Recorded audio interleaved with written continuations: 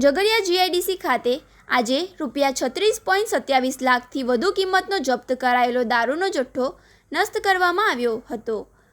Jhagadia division હેઠળના 6 police સ્ટેશનોમાં નોંધાયેલા 91 prohibition કેસમાં જપ્ત કરાયેલી 14,052 બોટલોનો નાશ કરાયો હતો.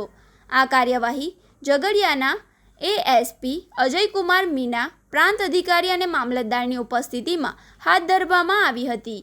તમામ કાયદાકીય પ્રક્રિયાનું પાલન કરીને મુદ્દામાલનો નિકાલ કરવામાં આવ્યો હતો.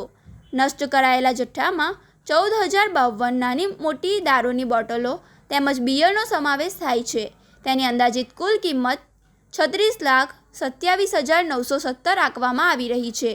પોલીસ વિભાગે જણાવ્યું હતું કે જપ્ત કરાયેલા પ્રોહિબિશનના મુદ્દેમાલનો કાયદેસર અને પારદર્શક રીતે નિકાલ કરવામાં આવ્યો છે. આ કાર્યવાહી રાજ્યના દારૂબંધી કાયદાના અસરકારક અમલ માટે મહત્વપૂર્ણ માનવામાં આવે છે.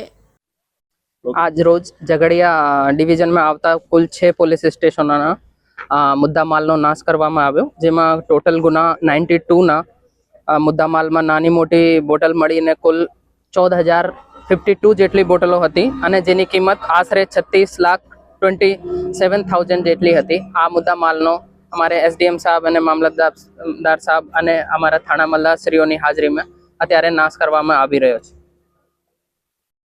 ઝઘડિયા સબ ડિવિઝનમાં આવેલ કુલ 6 પોલીસ સ્ટેશનના 91 ગુનામાં અંદાજિત 14,000 જેટલી બોટલો જપ્ત કરવામાં આવી હતી પોલીસ ડિપાર્ટમેન્ટ દ્વારા, અને એ દારૂનો નામદાર કોર્ટ દ્વારા નિકાલ કરવાની સૂચના આવતા આજરોજ તેનો નિકાલ માનનીય એએસપી સાહેબ, મામલતદારશ્રી, નશાબંધીના અધિકારી અને તમામ સ્ટાફ સાથે તેનો નિકાલ કરવામાં આવ્યો છે.